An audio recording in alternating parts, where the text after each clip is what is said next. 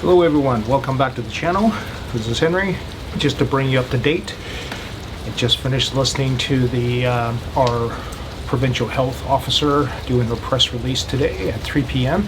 and she's extended her health orders to across the province. They're the same orders, but they previously was only, I think, to the lower mainland, but now they're extended across the whole province. So basically the short of it is there's no public gatherings allowed. Like nothing, no visitors to my house, no visitors, no social gatherings outside, can't go hang out with friends. So basically all of our cleanup efforts are on hold, and as well as I can't go camping or I shouldn't go camping because it is considered a non-essential travel. And that's totally fine. I'm happy to participate and contribute to the health and well-being of our fellow citizens here, and that's okay. So we'll get back to it soon enough. But in the meantime, I do have a few things to film here in the yard, and hopefully this won't last so long that I run out of ideas. So today, what I'm going to do is I'm going to take some of my experiences in diving and translate them to how to stay safe in your travels. So whether it be hiking or off-roading, driving, camping, whatever, I think some of those rules apply. Just to give you a bit of background, I spent about 10 years exploring the caves in Mexico, and I've learned a lot. That's where I get a lot of my technical diving experience from, and not all of the rules are applicable, but I think some of them translate really, really well. I came up with top 5, and let's start with the first one. So number 1 is to file a trip plan. In caving, or even in technical diving, one of the common phrases that we use is to plan the dive and dive the plan. So in this particular case here, I think a lot of us campers or backcountry explorers, whether you're driving from point A to point B, looking for a lake, or perhaps to get to a trail and then hike the trail, however you may do it, you can probably use the phrase plan the drive and then drive the plan, or plan the hike and hike the plan. Either way, make a plan and actually stick to it, and then file that plan, more importantly. Recently in our local area here, I think it was back around Thanksgiving, a young man went hiking in Manning Park and just disappeared. He didn't follow a trip plan, and they kind of knew where he should have been, but they just could not find a trace of him, and a lot of people spent a lot of effort looking for them. And also recently, a father and son went mushroom picking just outside of Pemberton, which is an area that I camp and travel a lot. They went mushroom picking and they found them, I want to say a week later, and unfortunately there was not good results there. They were deceased. There's a couple of stories that came out in the news recently. A young couple that are ultra distance runner, they drove up to northern tip of Vancouver Island, where I was recently, went down a forestry service road and wanted to run a trail that was out there. They ended up getting lost, and they were very lucky. After several days, was able to find a couple of guys who happened to work in the forestry industry, and they had a lot of saws with them. They were able to get their vehicle out, recover the vehicle, and those two survived. And then lastly, the story that I heard just a couple of days ago that I read was a couple that were looking for a lake just to go have a nice day trip with their dog. They ended up getting their vehicle stuck down a particular road. They just couldn't get out. I mean, they knew where they weren't lost, they just couldn't get the vehicle out, and it started snowing. They ended up spending, I think it's around 3 days out there before miraculously they ended up getting a cell signal out of nowhere and was able to relay to the RCMP to know where to look for them. So it was, and again, so they survived fine, but they just simply didn't follow a trip plan. So to follow a trip plan, what I've been using is adventuresmart.ca. It is a website that's based on Canadian search and rescue, and it is a non-profit, no fees website, and you simply just have to make an account. You don't even have to let your loved ones know where you're going. Essentially, you just have to make the plan and once you submit it, and then you activate the plan, an emails get sent out to the contact, and essentially they don't even have to look at it until the designated time has come and passed and you're not home yet.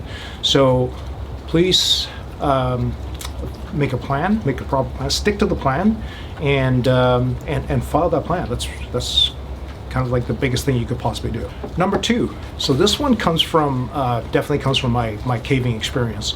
It is called progressive trail penetration. So whether you go hiking or if you are driving back roads, one of the things that I like to do, and I've done this for decades, is simply explore a trail progressively, meaning that, so let's say if I'm traveling along a particular Forestry Service road or hiking, I'll do the main trail and I'll take note of the fork that's on the left, fork on the right.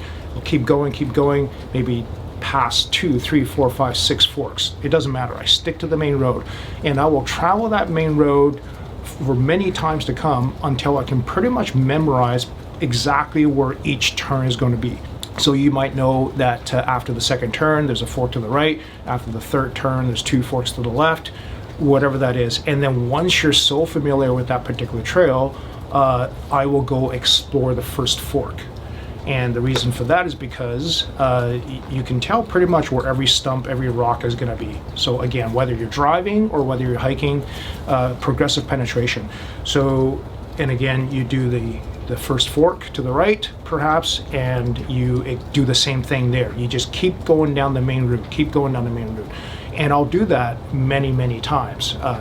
For some people, it might be a really simplistic trail, so you might end up only doing it twice before you pretty much know what's going to happen there. And then the next trip out, you do the next fork, whether to the left or to the right.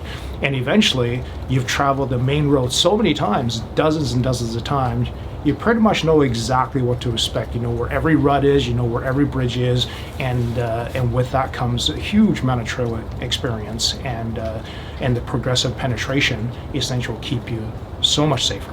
So number 3 is the knowing when to turn around, or the lost hiker syndrome. I first heard of this when I was a person that was involved with a rescue scenario on Grouse Mountain. I'm not part of search and rescue. I was a bystander. I just happened to be in the area, and I heard the woman yelling for help. And I was in the area, so I was one of the first few people trying to find her. And then rescue team got there. They took care of everything, but I got debriefed when I came down to the command center because they wanted to know where I was and what I heard and so on. So one of the things that was explained to me that is called a lost hiker syndrome, and it's people don't know when to turn around. So whether you're hiking or whether you're driving. So, and I think a lot of us have been in that position before, myself included, where you're driving, you're just going forward, you're thinking, oh, this has got to get better, but it doesn't. What you should have done is just simply turn around and gone back to the safer spot that you were at before. And the way it was explained to me, the lost hiker syndrome is, especially if you're going uphill, is that when you're scrambling up something, because the ground is so much closer to you, this feels safer, and then you turn around, the ground is actually further away from you, so it feels more precarious, so you're less inclined to turn around and go back down what you just came up. So I do realize that actually is specific to hiking, but one could argue that for driving, in the backcountry, it's the same thing. Look, I know the road the main road, the main trunk, I know where that is. I just came from that. If I'm going up this skinny little side branch here, and there's trees coming, there's creeks I'd cross, sometimes you just got to look at it and say, you know what, like maybe I'll come back with better tools, whether it's improving my vehicle that I can cross a stream better, or maybe I come back with buddies who's got winches, whatever the thing is, knowing when to turn around and just come back to do this another day is probably going to keep you a lot safer. Number 4 is, and this one definitely came from my caving days, anyone can call the dive at any time for any reason. So for hiking, for rock crawling, backcountry driving, anyone can call this trip at any time for any reason. And you know what? You just got to turn around and go home and drink beers, or go back to camp and drink beers. There is absolutely nothing that's worth losing life, limb, whatever, or making your day absolutely miserable that's ahead of you. If the situation simply doesn't feel good, and if a member of your party calls it, and people shouldn't be afraid. You should be supportive of that. So if somebody says like, hey, listen, you know what? This hill is simply beyond my driving skills. You really shouldn't be saying, oh, suck it up, you pantsy, you know, like just, you know what, let it go, right? If somebody says, I don't feel good about this, just say, sounds great, man. This looks horrible to me too. Be supportive of that. Go back to camp, crack a beer, sit around a campfire and talk about it, right? Or, if you're out hiking, same thing, just go home, sit in a hot tub, right? It's a lot better than suffering. And you know what? When somebody has, in their mind, they're already playing games in their own mind. There's tricks happening in their own head, and you're pushing them forward, that just recipe for disaster. So anyone can call the event at any time for any reason. And number 5, this is the last one, and this is very common with search and rescue. Many of you guys know this. Stay put. If you're lost, stay with your vehicle, stay with your camp, or stay put on the trail, wherever that may be. Every year in my local area here, both up on Cypress Mountain, back of Grouse Mountain, back of Seymour Mountains, there's all these sort of, I guess, death traps. Some of them are really obvious names like Suicide Gully, because if you go down it, you're committing suicide, you're not coming back up. So every year during heavy snow season, we always get skiers and snowboarders who duck out of bounds, and the rescue guys, they're looking for them. They can just see that footprint just going and going and going and going deeper and deeper down this gully, and they just every step that they take trying to get to these guys, they're like, oh man, why can't you just stay put, right? So you know what, you're arguably, if you were at camp, you're not wasting energy. You're probably closer to, let's say, your tent, sleeping bag, food, fire. If you're next to your vehicle, if you still have fuel, you can start your vehicle every now and then to keep warm. You have shelter inside the vehicle, like you're not getting rained on, right? Yeah, it may be cold, but at least you're not getting rained on. And if you do have a vehicle, like a truck camper like myself, chances are your tire tracks are easier to find because they're bigger and there's more of it than your footprints, which is, it may be very hard to find for searchers. So staying put, waiting for rescue, that's gonna be a huge help to the guys who are giving up their time, not being with their family, trying to come and find you. So staying put. Well, everybody, thanks very much for watching another video. I know that was kind of boring, but I thought there were really good 5 tips that if anyone can learn anything from it, then it might be helpful to them in the future. So stay safe. If you're still able to camp and travel in the area that you're in, great, that's awesome. Stay safe. We will, oh, hello, Maggie. Want to come say hi? Come here. Come here, sweetheart. Come on up. Come here.